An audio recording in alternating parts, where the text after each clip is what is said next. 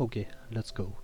Um, this is the third round I played from the tournament, and I played against someone I knew because one of the because they're a child. They play on at multiple chess clubs. One of them that they play at is one that I teach at. So I actually knew my opponent, and I knew what they like to play. I genuinely considered going into it as well. They actually have been looking into the elephant gambit, which it goes e4, e5, knight f3, d5, right? Yeah, elephant gambit. And I know some things about it, but I wasn't confident. Um, in the end, I decided not to go for it. I just played d4, and we played a standard Nimzo, anti-Nimzo, Queen's Gambit declined line, Knight f3 to prevent, after Knight c3 you get Bishop b4 for Nimzo Indian. Now d5 and now Knight c3. So now we're just in a normal Queen's Gambit declined. And my opponent here plays Bishop b4. And I know that there is a line you can play as white. I'm not sure if it's exactly here, but I think it is exactly here. So I played it. Queen a4 check. Looks like it wins a piece, but it actually, you can actually defend it. However, the point is that the knight is now poorly placed. So it is actually worth spending this tempo and actually spending a second tempo playing Queen b3 here. I don't think Queen c2 is probably also fine, but I believe the issue with that is if you take, then you can't play e4 because the d-pawn also hangs. So you have to play e3, and then it's still playable, but that might be a better version of Queen's Gambit accepted for black. So Queen b3, my opponent castled, and I played Bishop g5 because I want to develop my bishop there. And I mean, this creates a pin that I kind of want to take as well, maybe, but I don't have to if I don't want to. I kind of mainly just want to hold on to this pin, and maybe castle long, even play e3, like take here, bishop, something like that. I don't know exactly how I'd play it, but maybe take there, e3, take there and play bishop b5 to put pressure on the knight and force a double pawn. I think that was kind of my plan, but my opponent decided to take the initiative here, played h6. I decided not to take, maybe I should have. Bishop h4, g5. I again just considered taking here. I believe the oh, actually, sorry, it wasn't h6. First they took here, and I took with the queen, of course. Then h6 and g5. Here I still consider taking here. I do think taking with the bishop is better than taking with the knight. Or at least bishop first rather than knight first.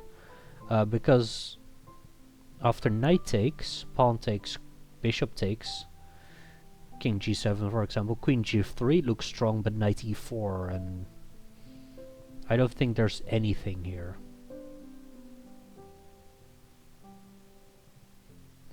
Maybe you have queen g4. No, you just lose the piece. Queen takes actually. And if I let's actually look at that line. So king g7, that's the normal move. Otherwise, you usually just lose the piece from the pin, and I can't even win a pawn here. So because I'd lose my rook. And now I'm down a piece again, and there's no attack, and we traded a lot of pieces. the other way around is probably better, because there's no knight e4 because I can just take. And I'm threatening queen g3 here. Knight e4 maybe now, actually. Maybe this is strong enough.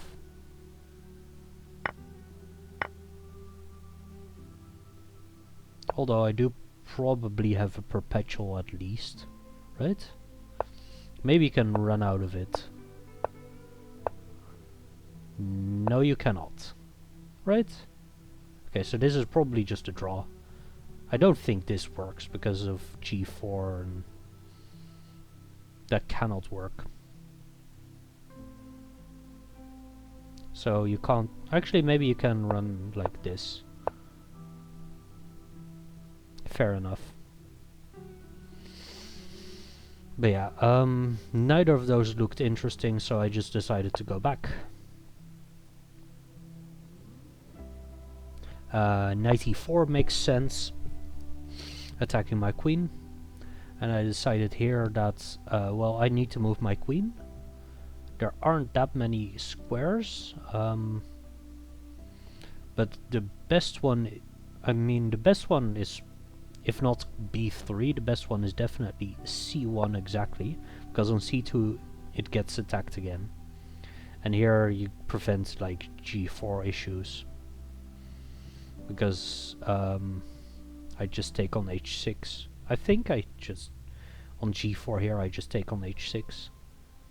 Maybe that piece sack is not good. Maybe I just need to play knight e5 or something. But yeah, my opponent first played f5, which I don't think is correct. Although I don't think taking here is correct either, because of the pressure here. Like, you can play king g7, that seems good. And then... I don't know. I mean, there's no actual, like, win immediately or anything. But I think this looks decent for me still. But I didn't like f5. It does have a serious threat, of course. And I don't want to play e3 because that boxes in my queen. g4 is also kind of a threat, winning the d-pawn. So in the end I decided to play bishop e5, which I think is... that makes a lot of sense as well. And my opponent just takes it, and I take back with the knight. And now my knight is brilliant. But my opponent had a new interesting... so, I mean, my position looks great here, I think. Next turn I'll... If my opponent doesn't do anything serious at least, I'll just kick out the knight, play e4, develop slowly, break down the center, maybe I play h4. I think I'd play f3 and then h4, probably. That should be good.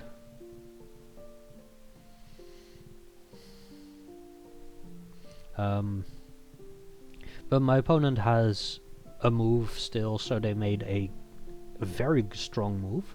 c5. Why is this strong? Well, how do you prevent this? You can't actually block that. The queen can't block because the knight attacks.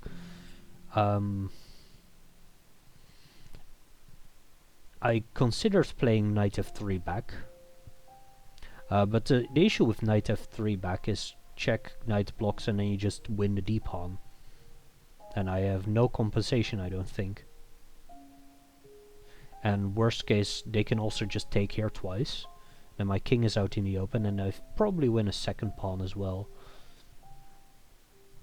And I don't see what I can do about that. I can play e3, but then that basically locks down the pawn up that my opponent has. After this line at least. So I basically need to defend d4, but also make sure that I don't lose, because this king d1 and I get forked. So I need to defend d4 and f2, and there's only one move that I saw that does both, which was e3, defending d4, and after queen a5 I could play king e2, which looks terrible, but at the same time this bishop cannot move, this pawn, because of this pawn being backwards. King is open. I thought I had some I don't want to say compensation really, but because the material's equal, but I thought I had something here. Thought it was fine. So my opponent also takes here because that opens up the king a bit more. And they did something interesting. They played f4. I think f4 went a bit too far, honestly. But the plan is interesting because I can't allow f3, I don't think. Maybe I can. Maybe that's just barely possible. Maybe I can just allow that. But I also wanted to play f3 anyways, so I just played f3. And then after knight d6, the knight reroutes to e3, which is an interesting plan. The issue though is that it gives me time, and all I need is time to make my position better than black's. I need to get my king to relative safety, I need to develop my bishop, because I can develop my bishop, my opponent cannot. And yeah, and then I can slowly start attacking the king. So here I played king f2, allowing knight f5. And the knight can jump here and here. And in response I decided to defend neither. Because it's really hard to defend both. Technically you can't even defend... Well, the only way to defend knight e3 is knight g4. And the only way to defend this is like queen d1. Or queen c3. Which I didn't like. Instead I played queen c2, which pins the knight to the g6 square. And the point is... that this actually wins for white. This wins quite badly because I take this second pawn, and now there are two options. King h8, king h7, and on king h8 I'd play knight g6, after which I always take the rook with check. Doesn't matter where the king goes. Here it's check because the knight is check, and here it's check because it's a oh, come on. There it's a check because it's a discovered attack.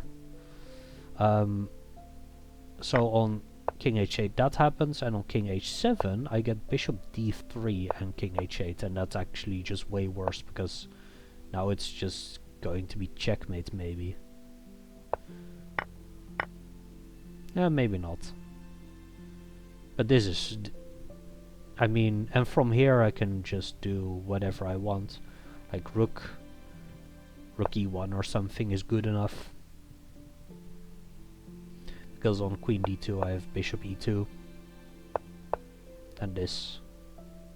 And there's nothing for black. So. My opponent of course didn't move the knight. They saw that it was pinned. And instead defended the g6 square. So now they threaten to move the knight. But I foresaw this, and I saw the trick that I had.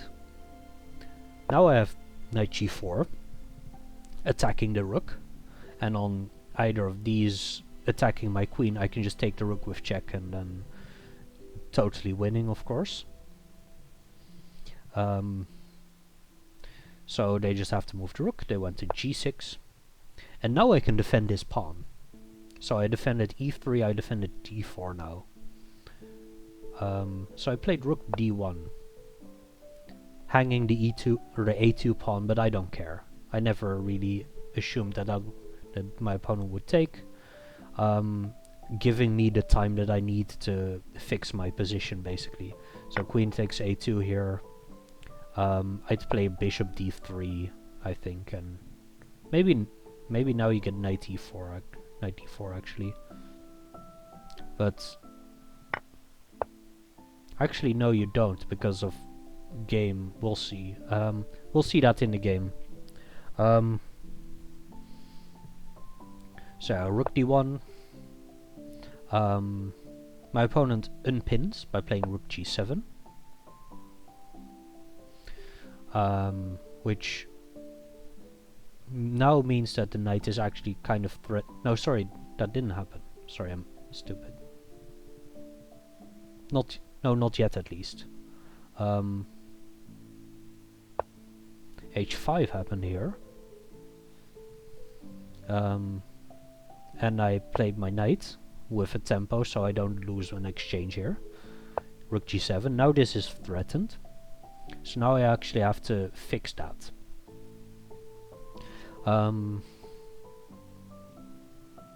Yeah. And I strongly considered playing like rook e1 or rook d3, sacrificing an exchange. But I don't really have compensation, I don't think. Because I can't actually enter anywhere here. This rook is a good defender. I also notably considered here, after h5, to play h3. Allow this trade and then claim the h-file and get bishop d3 and everything. But after h3, my opponent also mentioned that they would just play rook g7. And yeah, that's actually way stronger than my idea of, which was already winning for black. I assumed my opponent would just take knight e7. That's already good enough, I think. Bishop d3, rook g7, and like I can do this, but I can't infiltrate any further because my queen is blocked by the knight and the rook. I can try this, but that's still nothing. Actually, my opponent, they can just take. So bishop d6 isn't good either. Yeah, but I considered sacrificing an exchange multiple times. I considered sacrificing a piece multiple times as well in this game, but it just never happened. Here I decided to move the queen, and there's only one way to keep the d3 square open for my bishop, because queen b3 doesn't actually work. Queen b3, knight e3. Where does my rook go? Maybe I can go to e1. Oh, that reminds me that there was another move that I wanted to look at. It was a lot earlier. Well, it's not that much earlier. Oh yeah, instead of f4, I thought that queen b6 was very strong here to attack my d-pawn, which is kind of hard to defend. Especially defending this and b2 as well.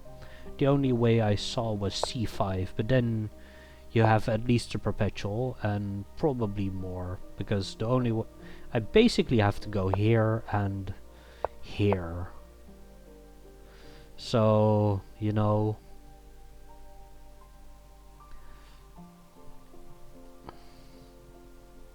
kind of shows that my position might not be good here. But yeah, that's a while ago. Here, yeah. Here, that's not really an issue anymore. My pawn is just properly defended now.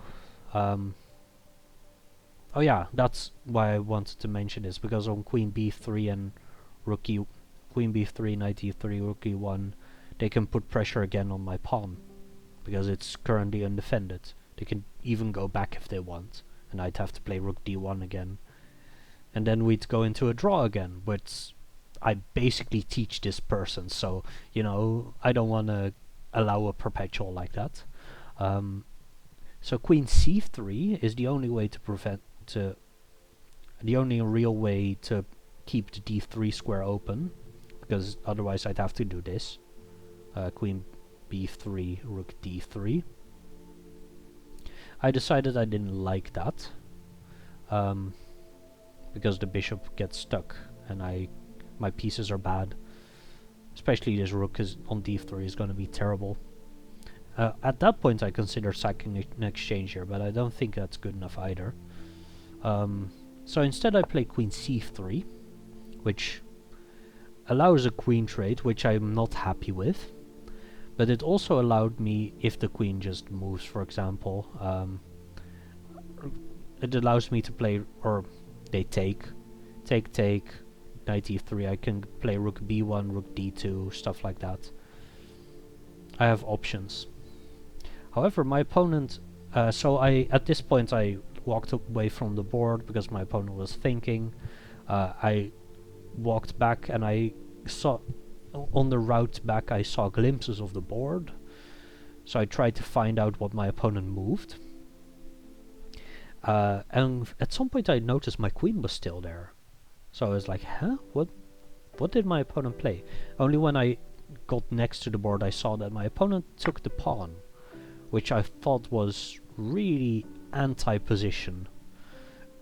This is not a position where this pawn is going to matter.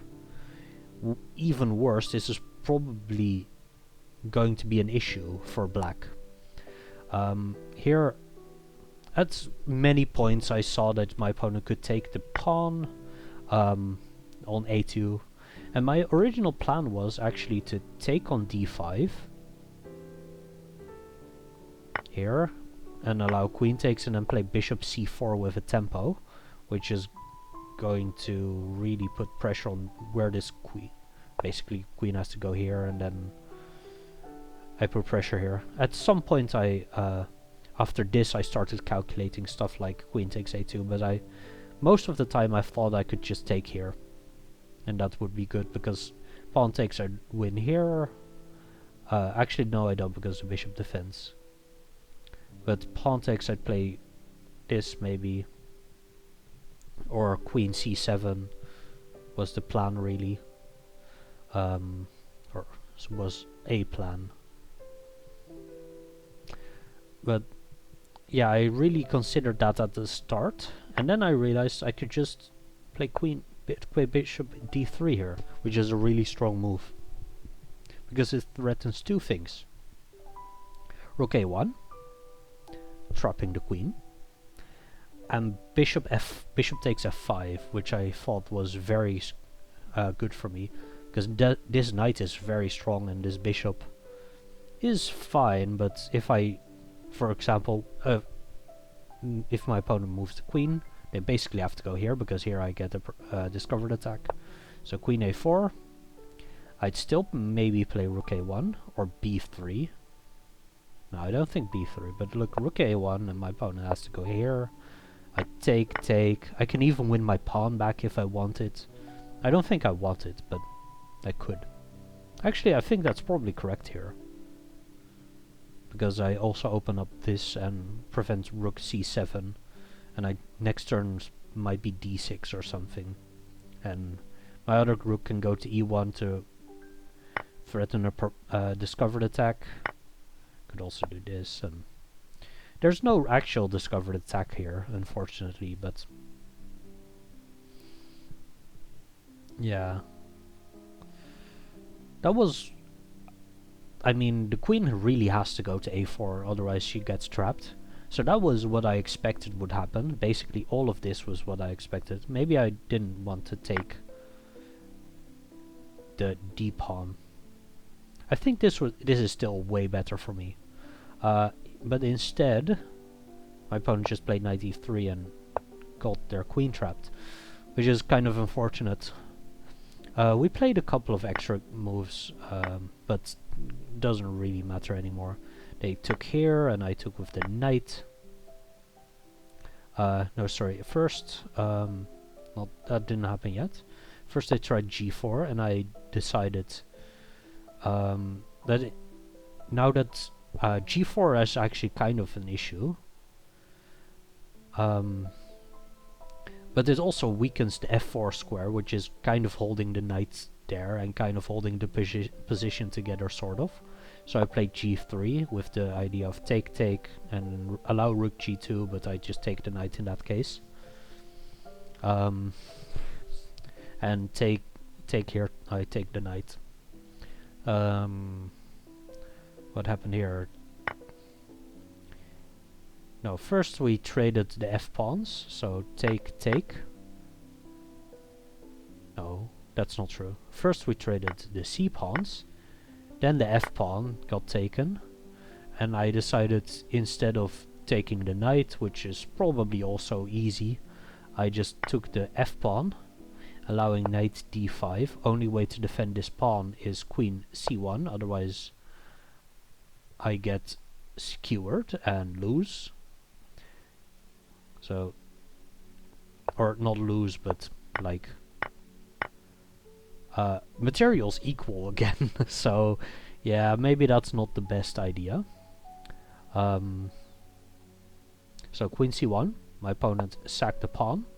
I took it, and their plan was to get the bishop active.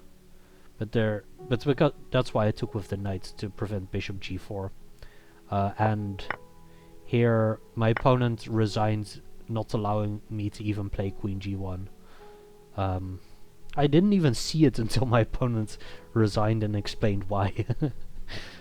So my opponent took the pawn and conceded, and I said, okay,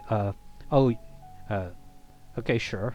I thought we would play on, and then they showed me, oh yeah, queen g1, and only then did I see it. But I mean, I could see this in 10 seconds. I just didn't have the time because my opponent conceded immediately. But yeah, this game, at the end it was definitely over because my opponent blundered the queen. But before that, it's very interesting. I'm not sure, for most of the game, I'm not sure who's better. I mean, this is very standard. Queen a4 is the best move. Yeah, I did remember that properly. And then apparently it is just e3. I thought it was queen b3, but maybe that's a different line, that you play queen a4 and then queen b3. Castle, bishop, take. I take with the queen. That makes sense. h6. Apparently I basically have to take. Yeah, it's an inaccuracy. That makes sense. g5. This is a new thing, by the way, where it actually gives the notation already, or gives the question mark already on the board. Yeah, g5. I thought that this was still good, I think. But I think f5 was a bit excessive. Yeah. Apparently e3 is the move. That makes sense as well, but I didn't like it. c5, yeah. Apparently I'm just it's really bad here. This makes sense. Yeah, queen b6. Told you.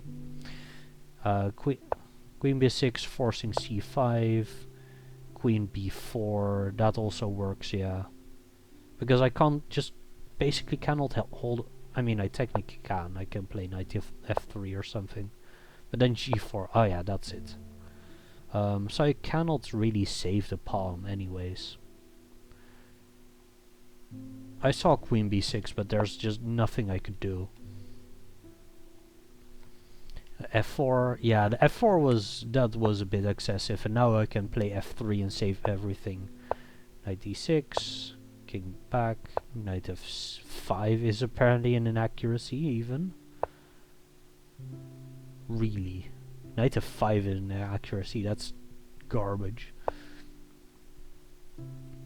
I mean, so this position I mentioned to some people and also my opponent. I thought the evo was somewhere between -2 and +2, and I wasn't sure where. I was not sure at all. But apparently I'm just way better here. And also, quick check, you can that you cannot take. Yeah, no. And you have to actually also take the fairly certain you basically have to take the pawn as well. I wanted to see prevent threefold repetition. it doesn't actually matter, but you have to really take the pawn as well. And then knight g6 and yeah. No, so my knight f6 and now queen c3. That feels really weird. I didn't want to trade queens. I played knight g4, which I think is probably a good move. I played knight queen c3 later, but very reluctantly. And here also a quick note, plus 1.7 already. Queen takes a2 is an inaccuracy. It's even a mistake. No, it's an inaccuracy. Still unsure. Engine is unsure. But it's yeah, it's really not a good move. Probably ever. I also wanted to see h5, h3 is a mistake, of course. You can just take. You can also play rook g7, which might be way better.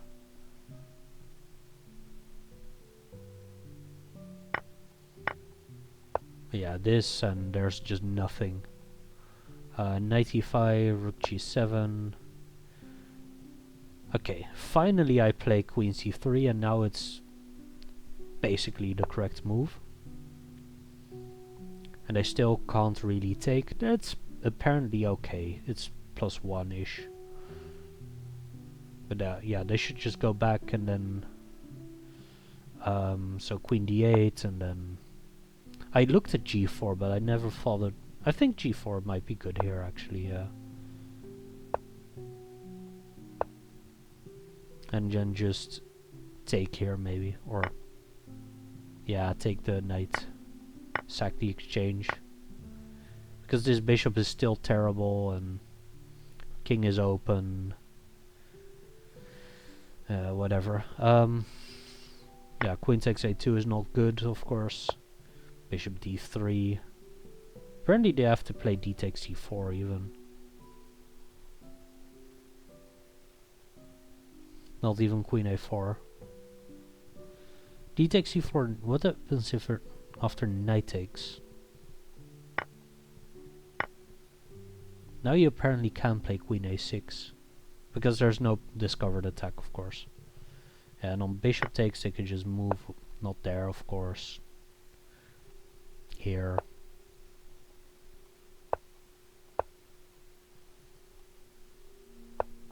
Do something like that and then we'll see again. Yeah, I still want to sacrifice the exchange. Because this bishop is so terrible and pressure on e6.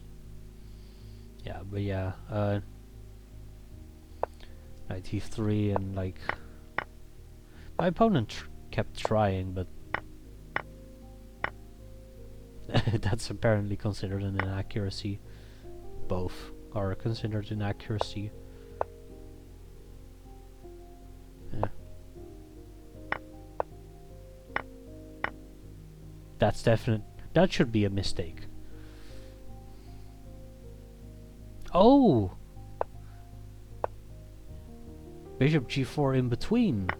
And then you can save the rook. And you don't even okay, you can't actually take the knight. So you didn't win, you didn't lose a rook, you only lost a bishop. You have to do something like this and then it's still bad, but you know, game goes on, kind of. Interesting game. It makes sense that this is bad and that c5 is very strong and that everything is winning here. And I really, yeah, f4 is a bit too much. Like I said. But the fact that this is plus 1.6 is crazy. It is within my range, but it could really go any way here because the knight goes to e3, but the bishop is dead, and my bishop has potential, but isn't useful yet. As compensation, both of the kings are kind of weak. There's some issues with... Oh yeah, that's why. Queen b3, there's also some issues with queen d3. There's a line where that was relevant, right? Yeah, rook d1 here. So queen b3, knight e3, rook e1, queen d3 was the other line. Yeah, and this, and everything is garbage. That loses already. And on... Yeah, you can't play rook e1. You have to play this, and then it's bad. Then it's just really bad. Apparently this is okay, but I didn't like this. But yeah, fortunately my opponent blundered at some point. That makes it easier. Yeah, and queen takes a2 was a mistake, but my opponent played well, especially the opening. When c5 was very strong. If this engine allowed brilliancies, I think this would be it. Yeah. Maybe not. It's definitely the only move for black. And it's a good move. Yeah. But fortunately, I did win. And the game ended here. Yeah. And my king ended on f3, which is also interesting. I at some point had plans to run into e4 actually as well to kick out to attack the knight. But that wouldn't actually have worked because here I just have to go back. Or there. But yeah. It was a fun game.